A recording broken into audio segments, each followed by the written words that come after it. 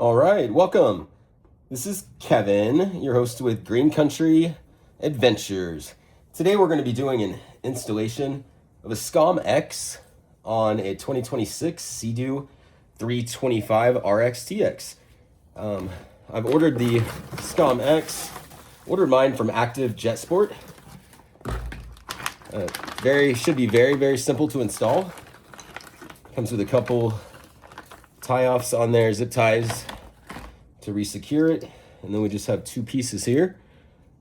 So it is essentially, it's going to go right into this connector here. So the first step is there's a red release right there. We're going to pop that out.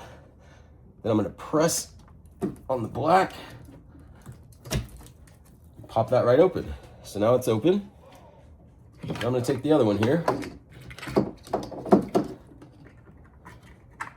This should just slide right in.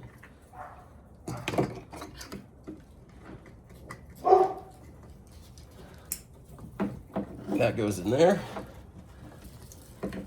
This other one should pop right in directly there. And then this just secures right down in here. And I'll zip tie those later. But guys, it's installed.